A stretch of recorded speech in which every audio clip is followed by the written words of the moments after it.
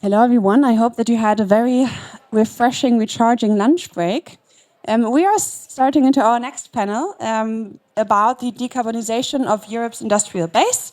And we will cover this really cross-sectoral, may it be low-carbon fuels, clean heat, hydrogen, or carbon management. And I have the privilege to do this with a marvelous panel today. We are missing Daniel Mess, unfortunately. He called in sick, but I think we will have a marvelous discussion anyway. And I'd like to ask first to join me on stage Paloma Abogarote, Director of CINEA. Welcome. And we are joined as well by Mirela Atanasiou, Head of Unit Operation and Communications of the Clean Hydrogen Partnership. Thanks for joining us. And last but not least, Lucia O'Donnell, Head of European Government Affairs from ENI.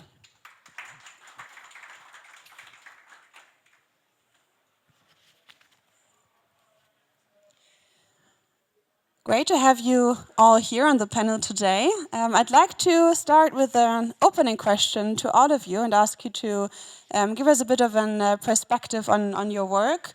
What gives you the greatest confidence that Europe can successfully decarbonize its industrial base while remaining competitive at the same time? So let's start with you, Lucia. Well, thank you very much for sorry, it's the way to start. Thank you very much for having me here. It's a pleasure to be here in this all-female panel this afternoon.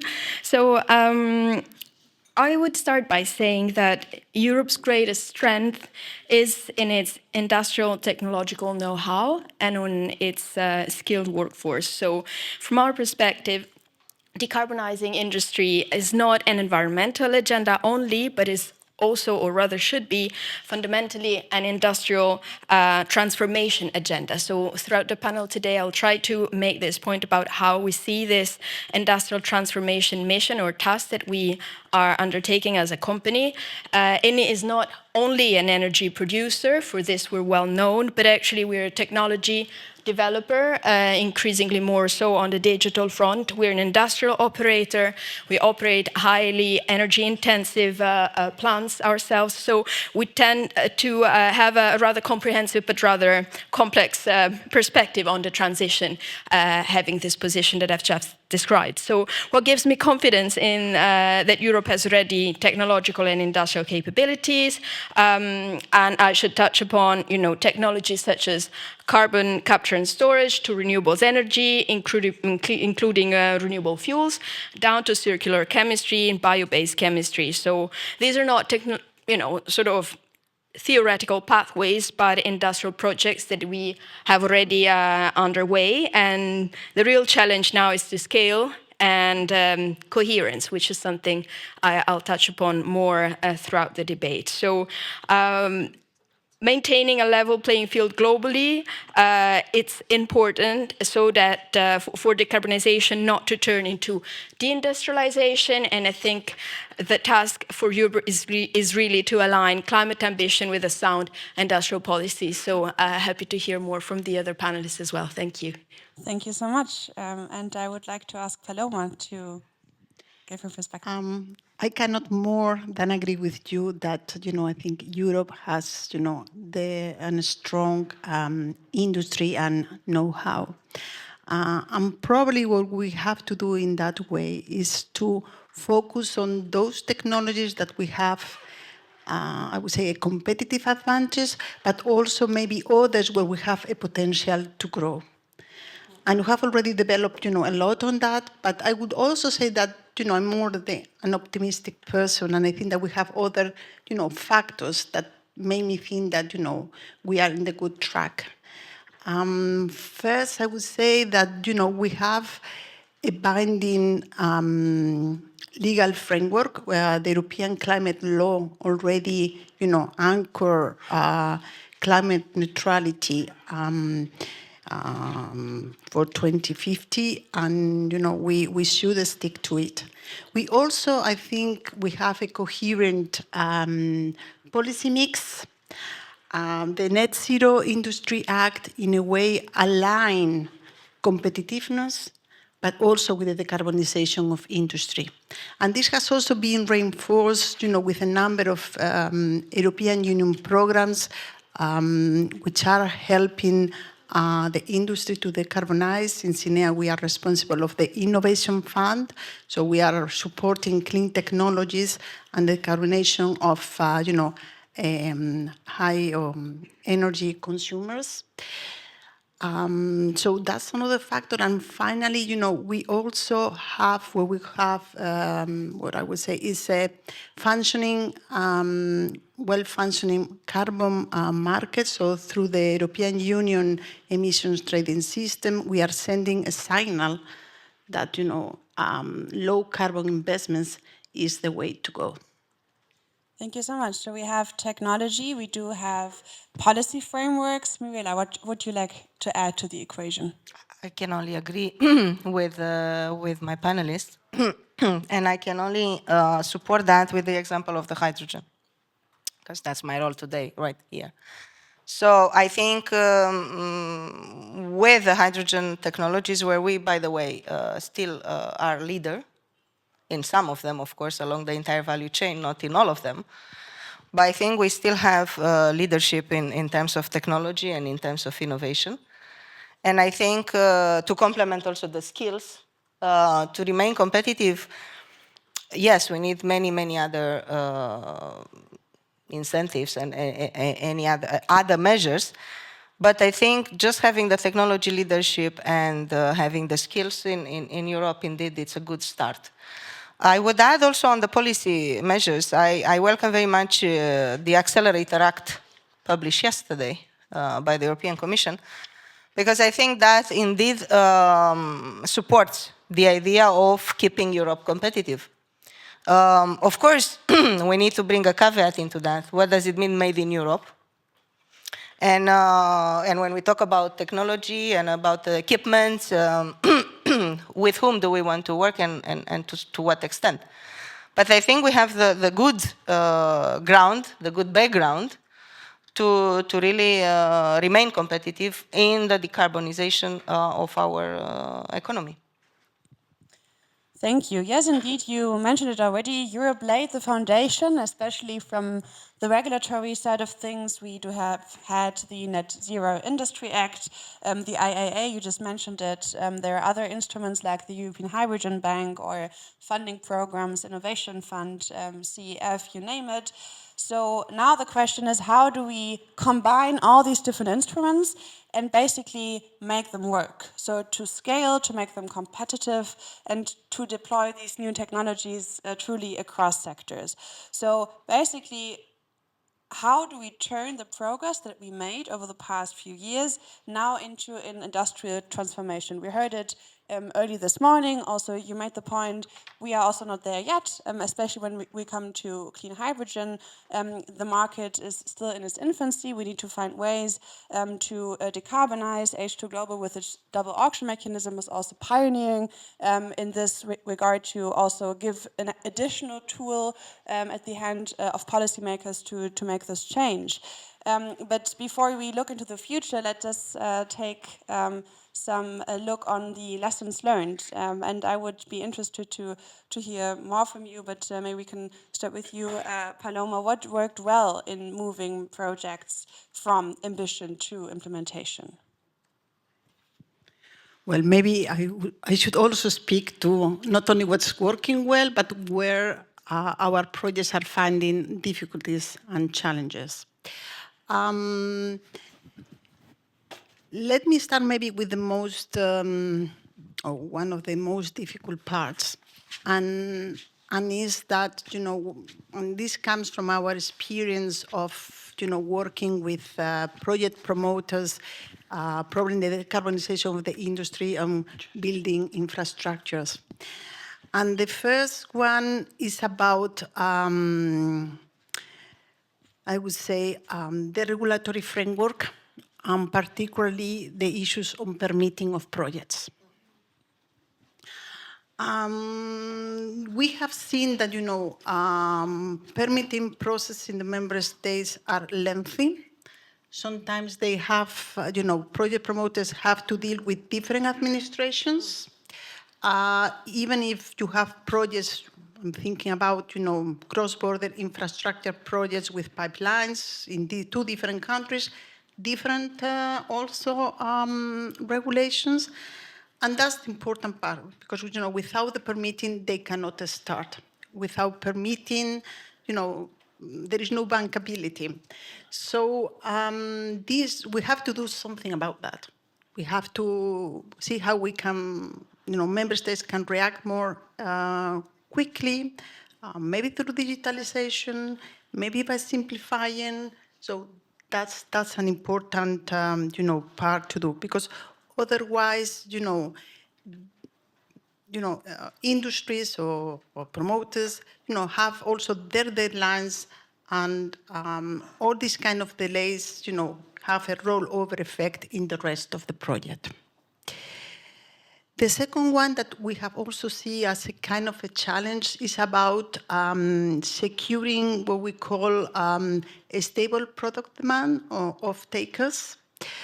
Particularly in these emerging projects, I'm sure that you will share with me that, clean hydrogen or, advanced biofuels, this is particularly even more complicated. Either because there are very limited number of buyers, or because these kind of buyers are not ready to commit on a long-term basis, particularly when, there is a premium there to pay for a clean product.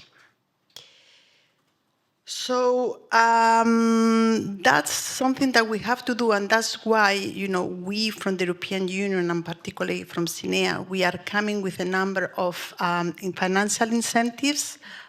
We launched a branch of the hydrogen bank, where we are doing auctions for green hydrogen. We have also recently launched another auction on industrial process heat, but we will be paying a premium for those industries which will be using, renewable or electrify renewable process instead of fossil fuels. So for heat pumps, for electric boilers, or furnaces. And I would say that another factor which is very important for the projects is about managing the project beyond their normal boundaries. What I'm trying to say is that sometimes the project is influenced what is happening in other projects. Let's think about CO2, projects on carbon capture and storage, or by hydrogen. So the ones who are the producers of hydrogen, we need, a pipeline by which they can be linking the production and demand. And that's why it's important that all these projects, the ones who are doing the production, or maybe the ones who are, capturing the CO2, should have, very close relations with those who will be building the pipelines and so on. So that's very important. It's important that all these people talk to each other, and the technical and the financial teams, get in contact. So, as I would say, all these projects, it's not only about, let's say, making a technology commercially viable, but it's also that, proving that if we have a supportive regulatory framework, and not only about permitting, but maybe my other issues, where we give clarity and certainty, but also when we have robust market conditions, all these things can be, real game changers, and then also make all these projects more easily to also receive report from the private sector or private investors. Thank you so much. Mirela, would you like to come in?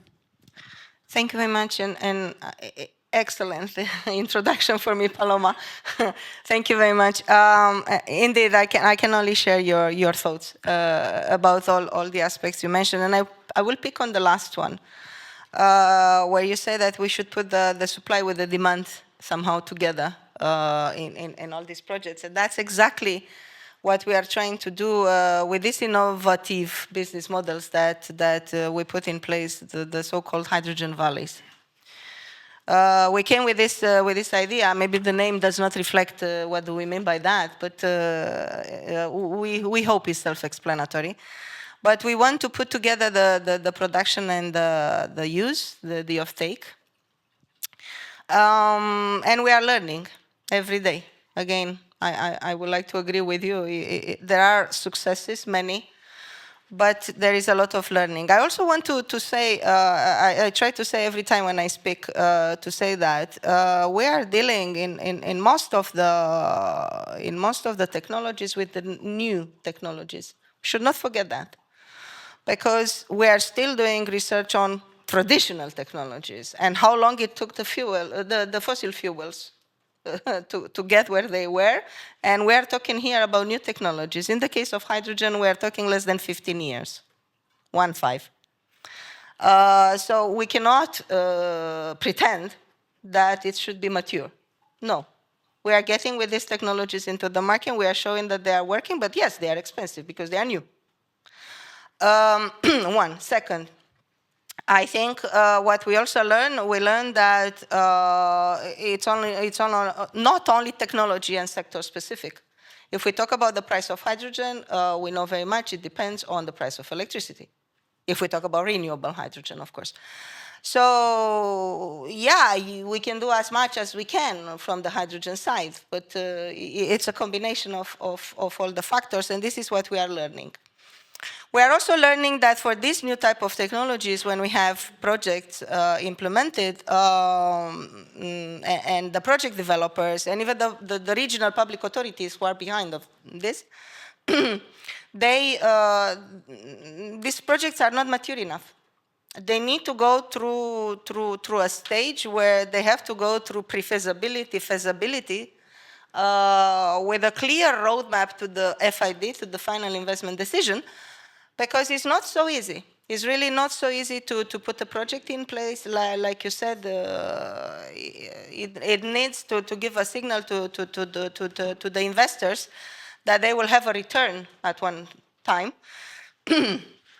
And for that reason, we are also trying to do what colleagues in CINEA, by the way, they also do in the Innovation Fund, this type of project development assistance, where we help also not only with grants but, or auction type of things, but we also help with consultancy-based support, where we help them exactly to mature the project, to go through the pre-feasibility, feasibility stage. We need to understand that this is also needed.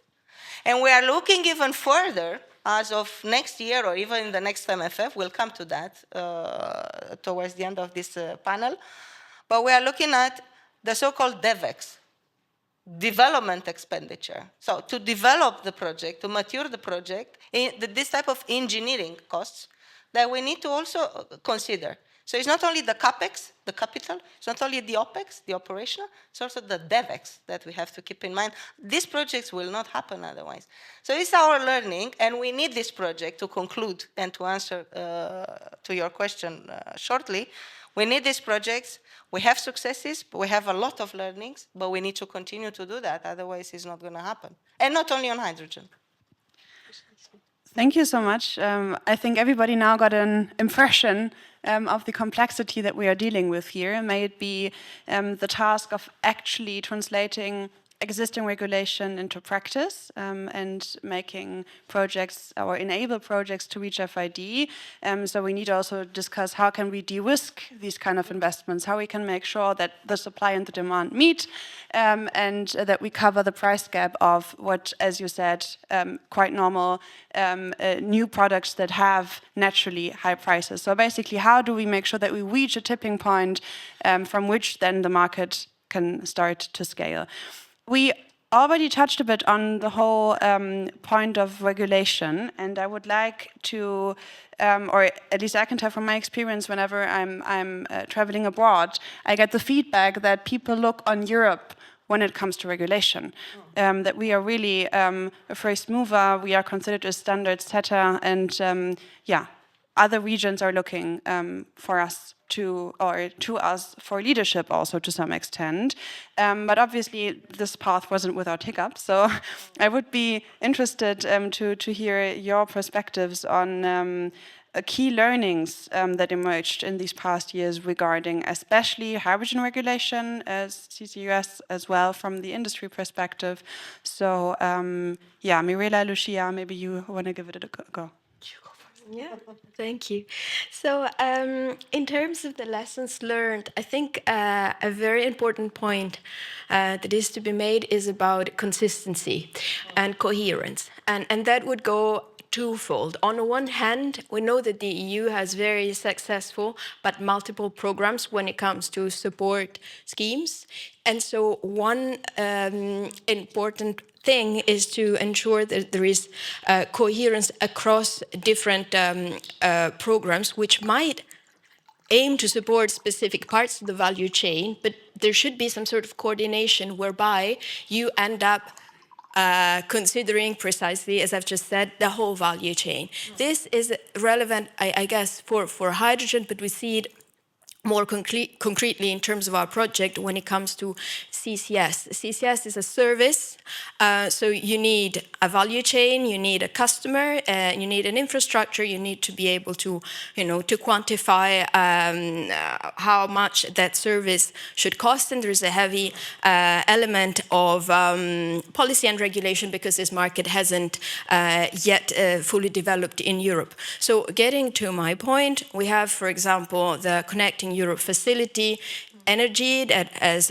recently been reformed to also cover, transport and storage of CO2. We have the Innovation Fund. The Innovation Fund supports capture projects. The Connecting Europe facility supports the T&S, the transport and storage. So we need also from a market and industrial point of view to be able to see that this value chain approach is considered and is matched by the allocation decisions throughout the line. We've seen capture projects being granted IF funding, and it remains to be seen whether this is entirely matched with the CEF allocation. And it is true that in the last round, CCS hasn't been allocated. Obviously, it's a trans, vector instrument, and there are other priorities. But for me, it's just to say that this is a rather special year for CCS, and happy to talk about this more if there is a chance later in the panel. But we are expecting a legislative proposal on transport and storage of CO2 to have CCS market developing in Europe. We, as ENI, we have a joint project that is highly relevant, especially as it's the biggest one in the Mediterranean area, which is the Ravenna CCS, which is also a PCI, is part of the PCI list. And so, we have, just to touch upon regulation, because it's something that has come up, we have an EU 50 million ton target for storage capacity that is enshrined in the Net Zero Industry Act. So as an operator, we really look forward to that consistency and coherence to make sure that we can get to that point. And Ravenna only is about 8% of the total 50 million tons. So we're not talking, peanuts here. And just a second point, perhaps, because you were touching upon, Paloma, in your introductory remarks about the strategic choices that have to be made when it comes to where to allocate funding in order for that public funding eventually to be, efficiently allocated and done in a smart way. And it's true, and the Industrial Accelerator Act, as just published yesterday, also points to that direction.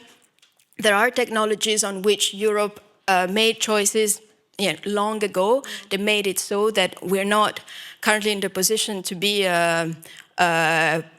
probably competitive on the global scale, but there are other technologies on which, there's a potential to develop industrial capacity right now, and we need to be ready to make that bet. In our case, we're looking, for example, at a project to manufacture stationary batteries, so BESS, in the south of Italy as part of an industrial transformation project. As I mentioned at the beginning, this is our way forward, is to transform industrial assets to make them fit for the transition. Hope that answers the question to some extent. Thank you. Thanks so much. And you wanted to jump in with a point here. I mean, just to follow up and react to what you have said, we are very proud to see the interest of the industry, in decarbonizing. I mean, every time I go to a conference, I see the engagement of everybody. On our side, I'm talking a little bit, you had touched upon funding and the CCS. And as you say, well, we have two programs which are complementary, the Innovation Fund and the Connecting Europe facility. But for everybody to know, we have two issues first. Well, we have limited funding. And with the limited funding, we cannot cover the projects that sometimes have very good quality, and we ended up not being able to finance, even though that in some programs, it depends. We have had sometimes requests which are ranging from 3-4 times to 9 times the budget that we have. So it means that because we launched, very competitive calls for proposals, there could be instances that by which we are able to finance a project through the Innovation Fund because it was extremely well prepared. So went very high in the ranking, but we may have other projects that maybe they have a validity by themselves. We think they can be good projects, but then, these projects have to be presented in a very solid way. I'm not saying that this has not been the case, but what I'm trying to say is that because there is a competitive framework, we end up that may have limitations. So that's another message which is very important. Is about if you want to access European Union funding, you have to get prepared because there's going to be a huge competitive process. The good thing is that I hope we will talk later is about the future and how much we can expect in the future, because we have a European budget that has been strong, but maybe not enough for the strategic objectives that the European Union has, and particularly now in decarbonization. So that's very interesting what you said. So when I understood you correctly, you were basically saying we have these funding programs out there. Obviously, funding is limited, but we also see a high interest and many projects technically being eligible.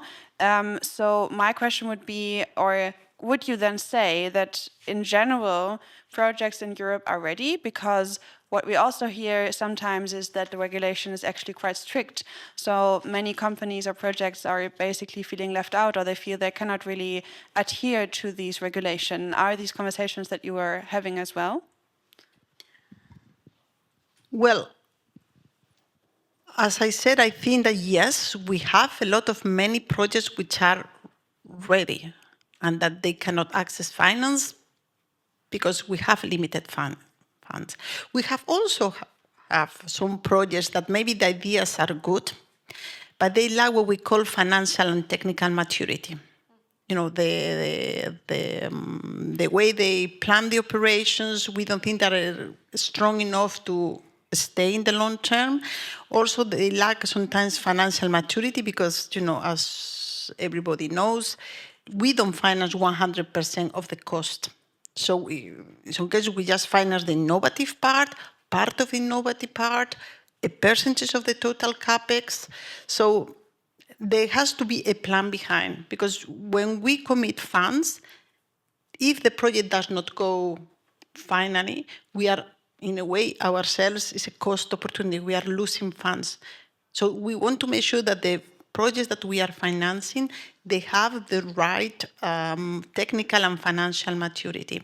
So we find a mix, but I think still that we should keep hope, because there are many projects, and they are in the Innovation Fund. We also had many projects that we could not finance because they were good, but they were not in the top list. And they keep coming back, and then sometimes when they come the second time, or even the third time, they have managed to get the funding.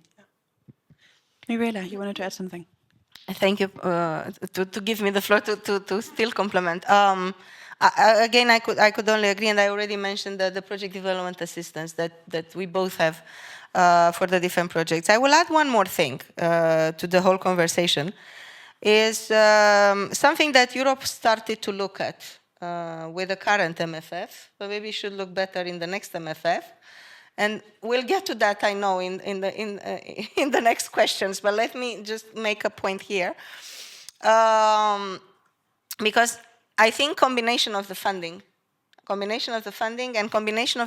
with the national and the regional funds, I think this is or should be better explored.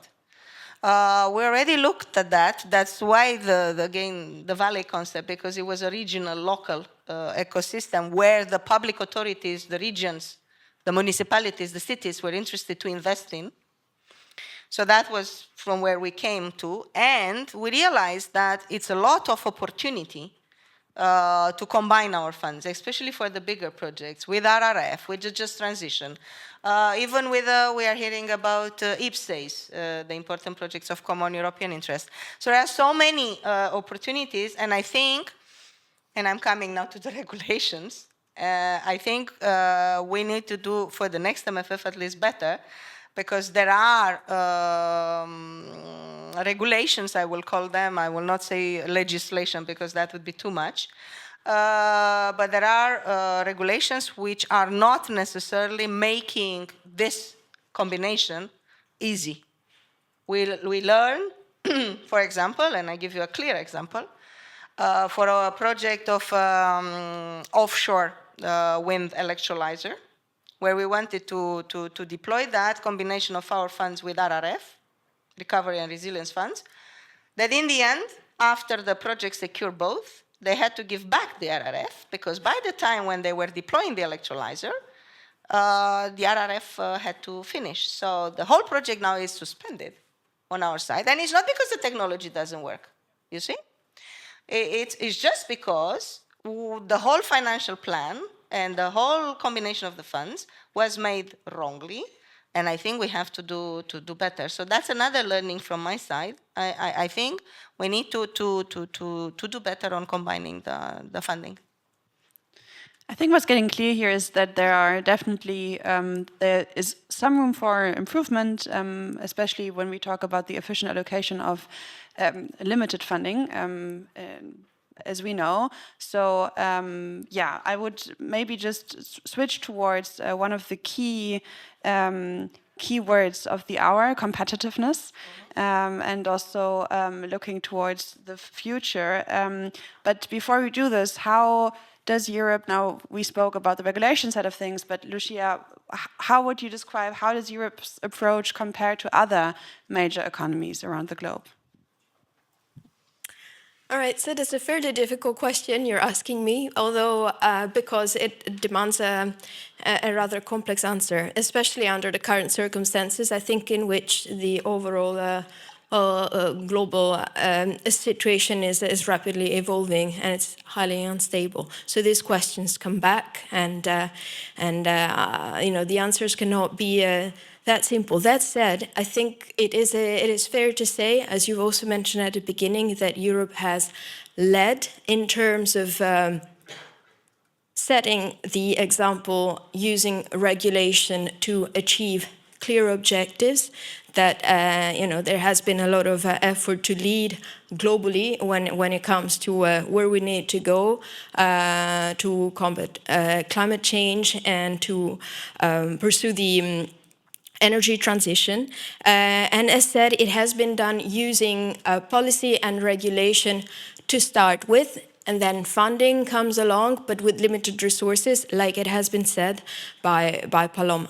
So compared to, if the question is compared to others, I think in other regions in the world, incentives have been perhaps in place number one, where in Europe we see regulation at the top of the pyramid in terms of leverages, and so that has created on some fronts, you may say, I mean, this concurred to the competitiveness problem that Europe is facing at the moment. So from our perspective, work that is being pushed through by the Commission on simplification remains key to make sure that the business environment in Europe and the regulatory burden is somehow enlightened a little bit or made lighter for industrial operators to be able to compete globally. This is one part of the answer. It's not exhaustive, but it's something that we care to share as a business, as an industrial player.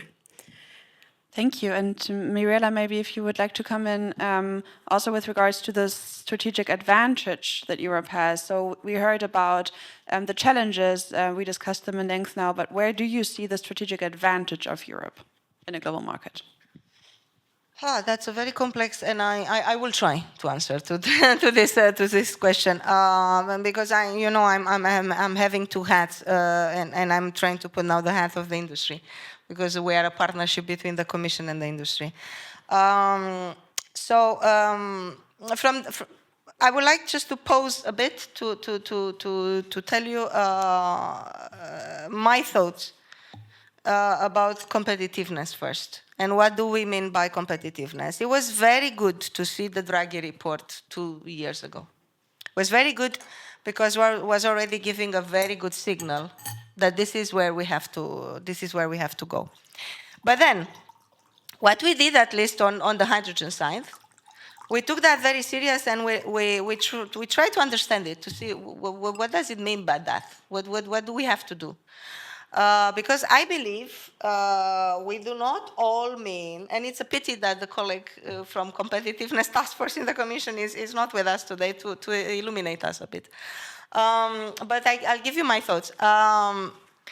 We do not mean all of us the same when we mean competitiveness. And I think, and it's my thoughts, I think industry means cheap, profit, competitive, I mean to sell, to have cheap technologies, cheap hydrogen, and make it competitive from that angle. And I think how can I say, the public authorities and the Commission in particular thinks about leadership.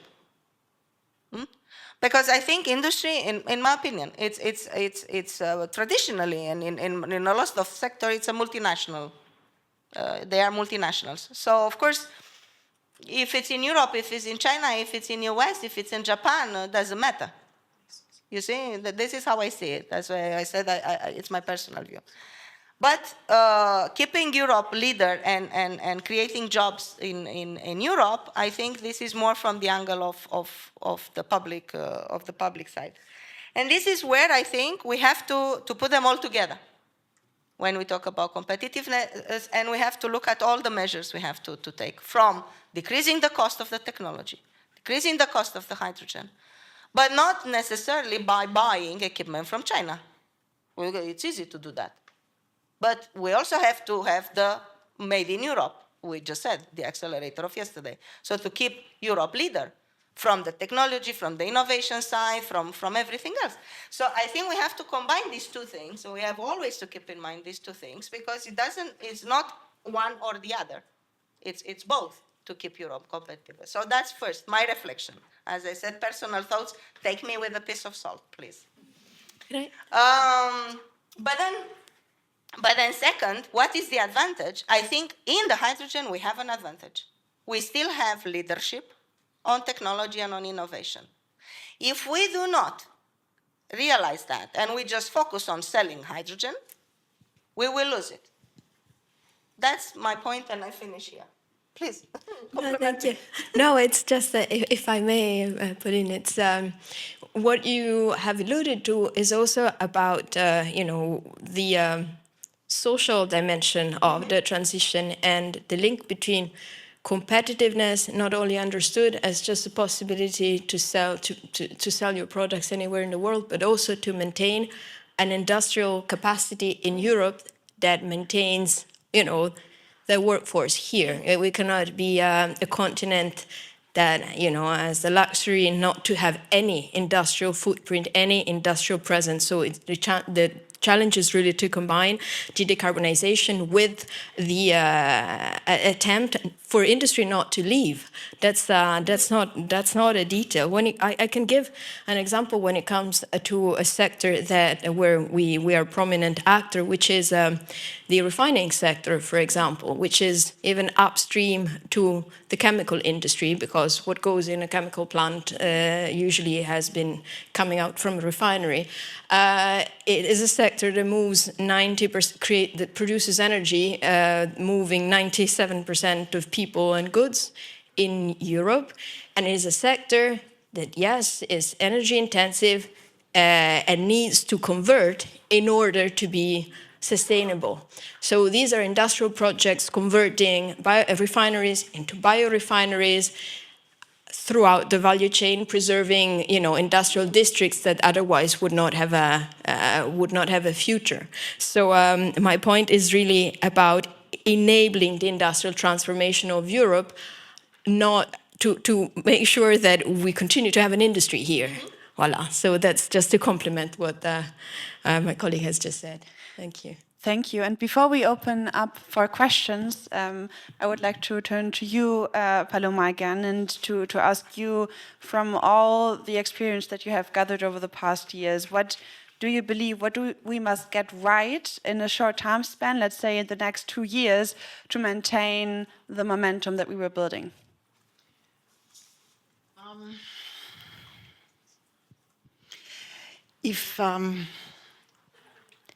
If I look, based on my role, in the European Commission, CINEA, on the funding, there are two things that we have to keep ourselves. I would say that the first one is about making sure that the public financing, the European Union financing, really acts as a catalyst for private finance. We cannot rely just on the public funding to make projects work. The Commission, proposed in 2025 the new multi-annual financial framework, where we have, clear priorities, and of course, one of the priorities is both the competitiveness and the decarbonization of the industry. And I'm saying why in these 2 years, because this was the proposal of the Commission. We proposed 2 trillion euros of budget, much higher than the previous budget, but now we are in the hands of the member states and the European Parliament. So we hope that, there will be a support for that proposal of the Commission. That's very important. And that also, we have to work to make also public funding more accessible, so we are trying to cut, red tape, try to simplify rules, making more flexible, making also more flexible in terms of changing priorities. Because when we put a framework, it's for 7 years, but who knows what's going to happen. So I think that, the proposal of the Commission is good, and we also have to work on how we can attract more public spending. Maybe we have to look for instruments, not only for the risking the decarbonization, so it's not only about grants, but maybe other financial instruments like, guarantees, contracts for difference, something much more exotic that, I think that some of the industries are asking for. We open up for questions now. So is there any question? Nelson over there, please. I think the mic is on the way. Which gives me the time to, of course, also add that the double auction mechanism can also be part of the mix to de-risk exactly these kind of challenges that we see. Thank you very much. Interesting panel. I have a couple of questions, one for Ms. Paloma and the other one for Lucia. Paloma, can you share, out of the projects that you funded, have you seen, in which sectors are those in? Are they looking at fuels? What can you tell us of what's really happening, what the projects that are succeeding? Is there demand pulling in which sectors? What can you say? And then for Lucia, you mentioned something about CO2 transport. What's been the driver for a project like that? Is that regulation? What return of investment? What's driving that project that you can, from your E&I company, you can say, we are pushing ahead, we're thinking of pushing ahead? Thank you. Thank you. With regards to your first question, to paraphrase, you're basically asking where is the highest potential to pool demand? Is this correct?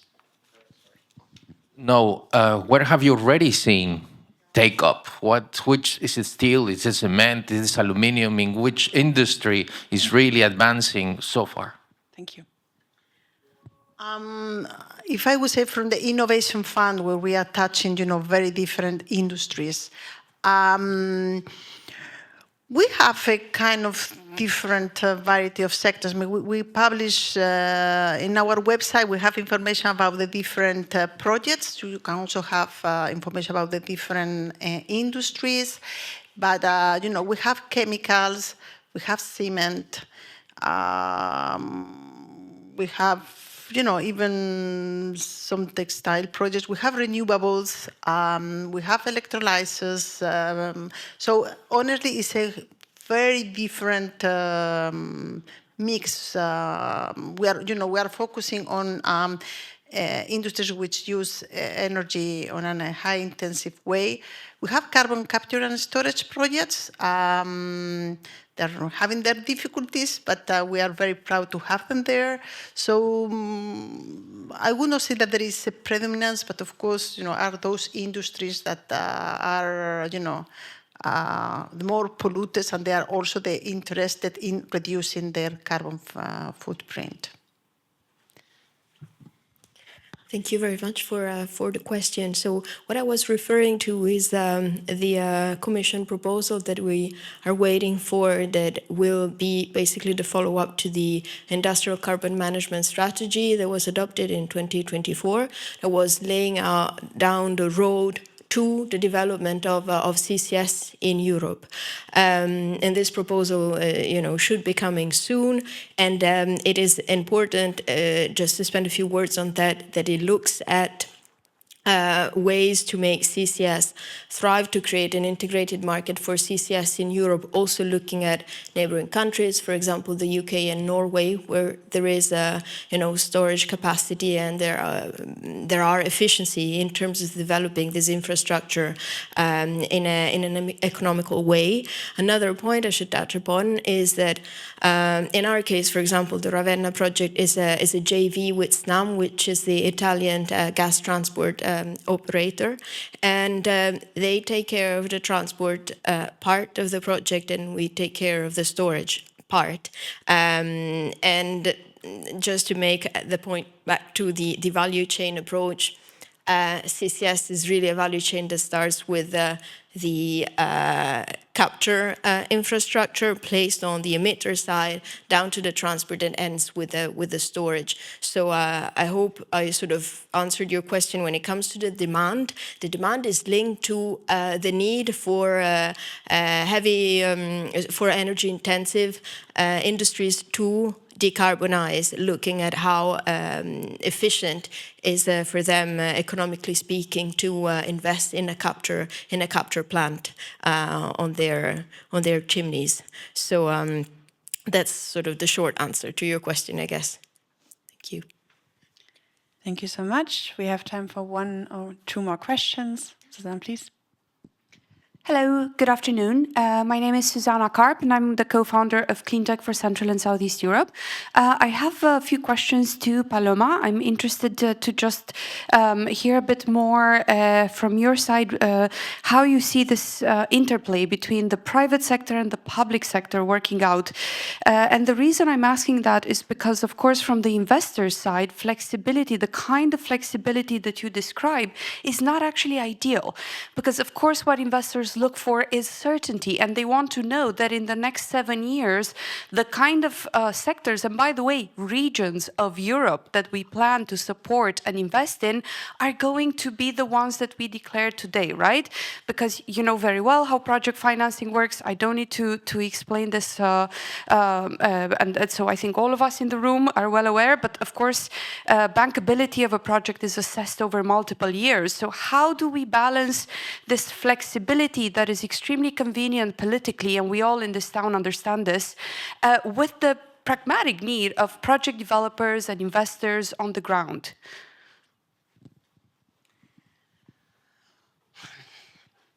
Well, it's a difficult question, I would say, to reply.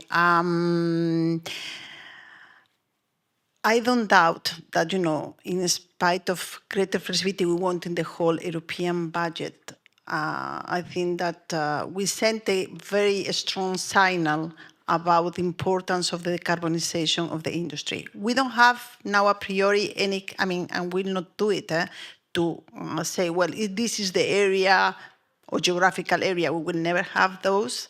But we have, in a way, you know, tried to indicate the technologies, and we hope that there will be the technologies that where we have a competitive advantage, and I said before, or where we have a potential to grow. The European Competitiveness Fund is a new instrument, so we have to see how we are going to implement it. It's going to be new.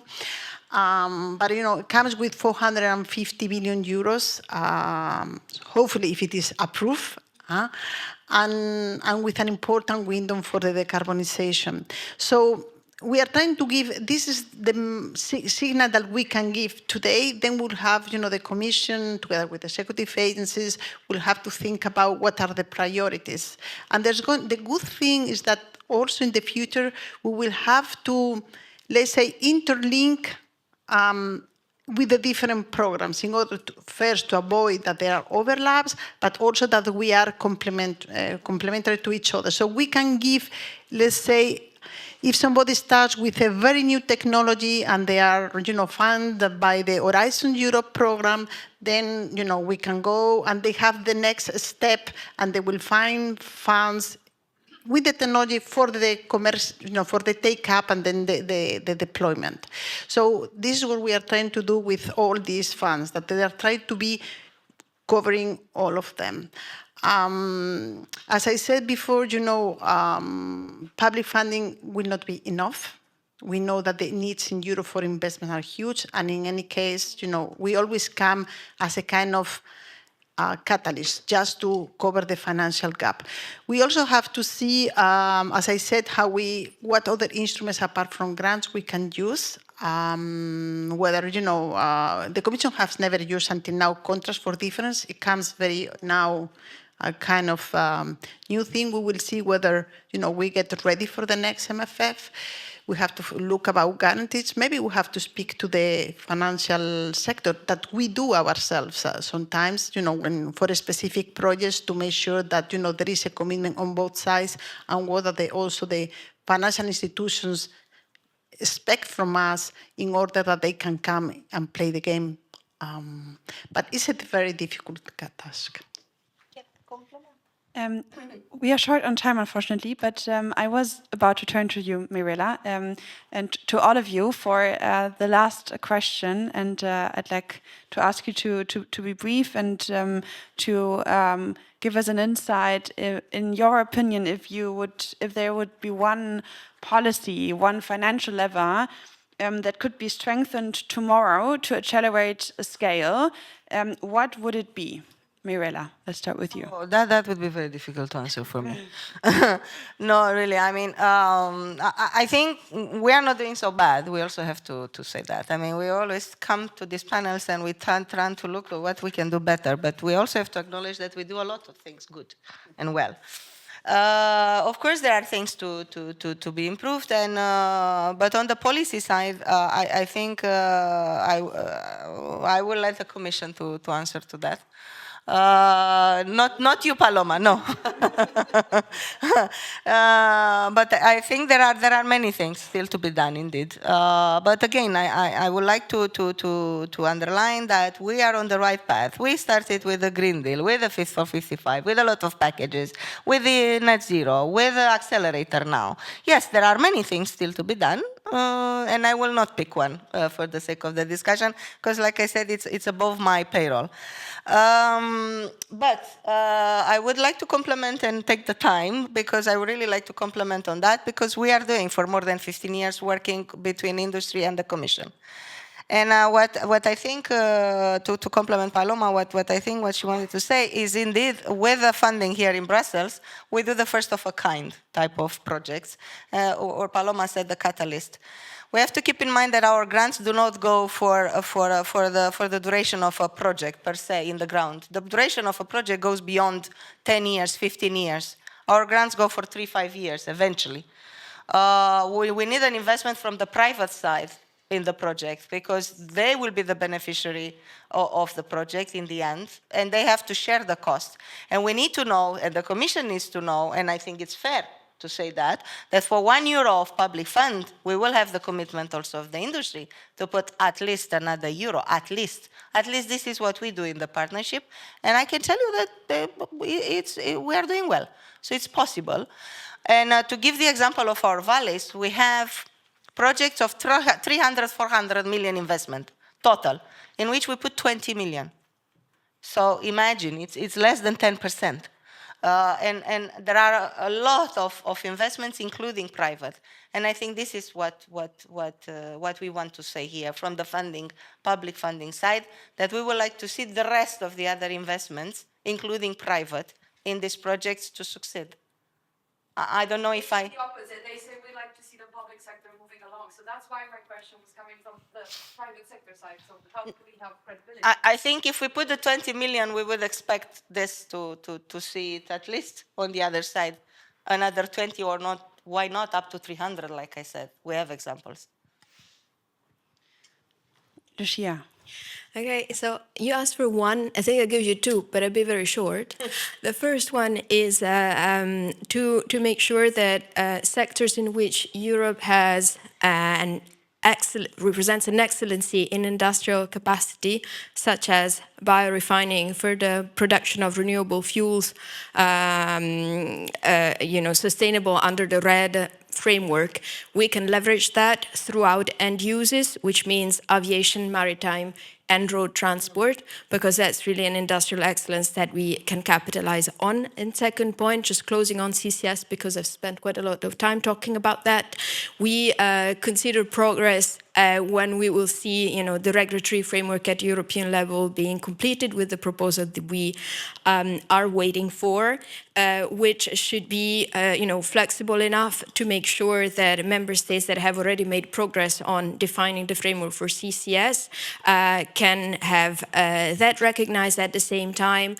Principles should be established at European level, including, targeted financial instruments and de-risking mechanisms, such as the ones that also Paloma has mentioned, including CFDs, for example, and the other de-risking mechanisms. So that would be my answer. Thank you. Thank you. And Paloma, you're going to have the last word. What is one concrete step on our path to success? I would say that from the side of the European Union,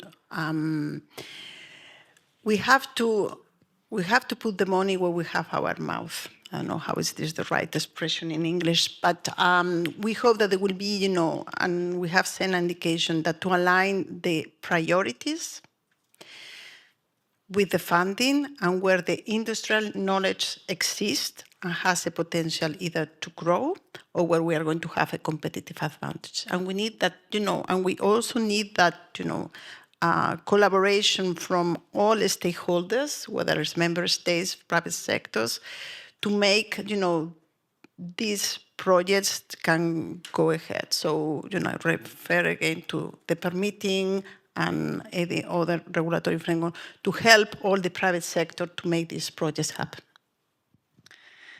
Thank you very much to this fantastic panel. Please give them a round of applause.